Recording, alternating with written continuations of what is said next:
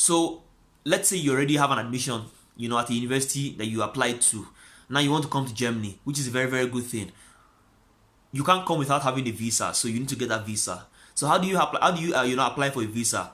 You have to visit the website of the embassy, German embassy, in Nigeria, and check out the requirements and make an application to get an appointment. So the required documents you need, they change from time to time. Sometimes they ask for an extra document, other times they don't ask for a document they used to ask for previously. So you have to check with the embassy website to ensure that you are up to date on the required documents. But one thing that's always constant, in everything in life, constant case money. Money is always involved, So to also apply for a visa in Germany, you need to show that you have enough money to take care of yourself for at least 1 year in Germany. There are 3 ways of proving this. The first of them is a blocked account. The second of them is a sponsorship letter, and the third is a scholarship. So the first one, which is the blocked account, basically what this entails is that you go to the embassy when you want to apply for the visa. The embassy will assist you in opening a bank account in Germany in your name. So when that account is open after some weeks, the embassy will request you to transfer a particular amount of money into that account, about 8,040 euro or more. I think it's more now. Some years ago it was 8,040, but it has changed now. So to get the exact value, you go to the embassy website again and see for yourself. So you transfer this money in euros into that account, and then you go for your visa interview. So that money is to show that you can take care of yourself for 1 year. So it's called a blocked account because when you put that money there, you cannot withdraw the money all at once again, because the embassy, they know that some people don't have this money. So what they do is that they gather money from friends and family, they put it in the account, they print out account statement, they show the embassy. When the embassy gives them visa, they transfer the money back to people that give them the money. So because they don't want this kind of case to happen, they want you to have enough money to live here for 1 year. When you pay that money to the blocked account, you cannot withdraw it again until you get to Germany. And even when you get to Germany, you cannot withdraw the whole thing. You can only withdraw that amount divided by 12. So when it was still 8,040 euros, divided by 12, that was about 670 euros. So every month you could only withdraw 670 euros from that bank account. So even if you collected the money from people in Nigeria and you plan to send it back to them, you wouldn't be able to send the whole thing at once. At best, you can only send 670 every month back to them. But now the money they ask for has increased. I don't know, maybe it's up to 9,000 euros now. And you just check at the embassy website because this kind of things change. Second of them is the sponsorship letter. So if you don't have the money for the blocked account, what you can do is, if you know somebody in Germany, like family or friends or someone that can stand for you, anybody, the person basically will go to the foreigners office in Germany and explain to them that, okay, so and so in Nigeria, they want to come and study in Germany, and I'm willing to stand for them as their sponsor. I'm going to take care of all the expenses. I'm going to feed them. I'm going to clothe them. I'm going to accommodate them, for 1 year. So the person is going to fill some forms and sign those forms and send them to you, or however it works now. So based on those forms that are filled, you would then go to the embassy and say, okay, this person is my sponsor, this is document of the sponsorship, and the embassy would then approve your application. The third option is a scholarship.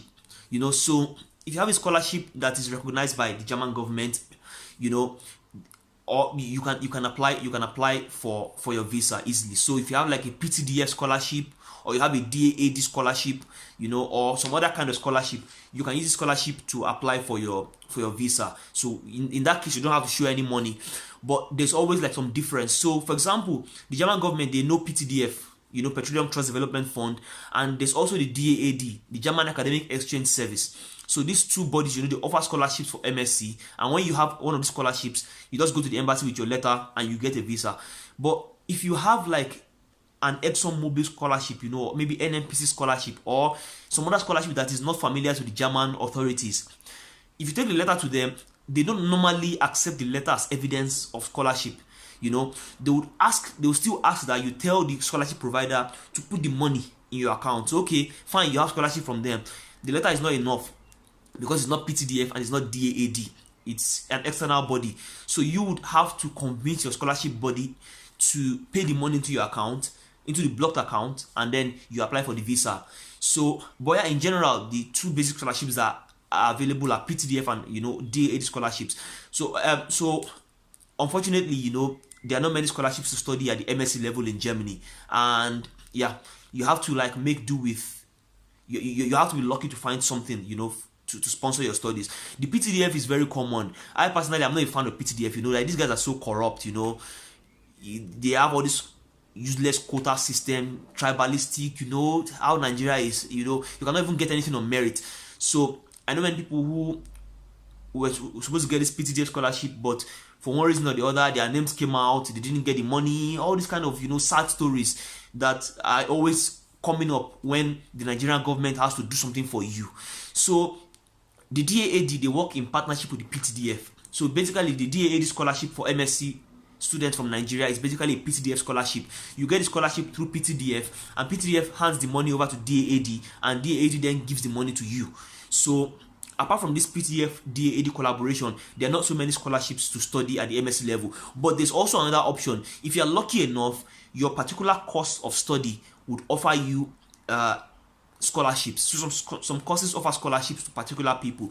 So some of my friends who studied radiation biology here, in Munich, at the Technical University of Munich, the program offers scholarship for women in the course. So if you're a lady and you apply for that course, you can be guaranteed of scholarship for the duration of your studies. So these are the options you have. So you have to check on a case-by-case basis to see if your university or your particular department offers scholarships for certain people. I know another program, I think it's in epidemiology or it's in maybe neuroscience, I can't remember, at my university, the LMU.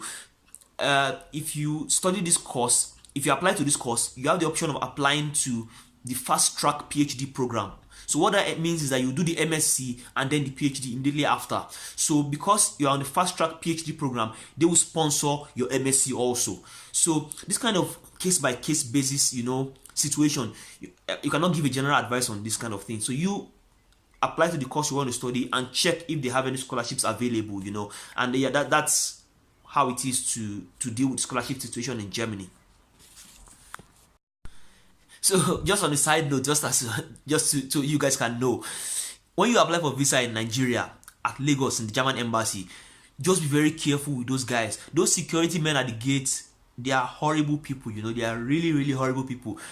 They can ruin all the things you've been planning for months. So if you have visa appointment at 7 a.m., for example, just be there by 5 a.m. There's no reason to get there by 6:30. You see, some things are like once in a lifetime, things, you don't do them regularly. So just do once and for all. When they say come by 7 o'clock, just get there by 5:30. Don't say 7 o'clock. No. Those guys at the gate, the security men, they can ruin everything you've been planning for months. So when they say bring certain documents, look at the instructions. They say bring a document and bring a photocopy. Make your photocopy at home. Don't wait till you get to the embassy before you make a photocopy. If you wait till you get to the embassy before you make a photocopy, number one, it's going to be very expensive to make a photocopy at the embassy because those guys are working there, they want to extort you. Number two, if you don't take the complete document and you get to the gate of the German embassy, those security men, when they look at the documents and it's not complete, they will just say, go back, go. You say, oh God, but I want to, go back. They're always very, very aggressive. Like maybe if you go to Germany, it's going to block their own children's, road of going to Germany. Also, I don't know why they act in that way, but they're very, very aggressive. Go back home. You're very stupid. Go back. All this kind of stuff. So they bark you like dogs.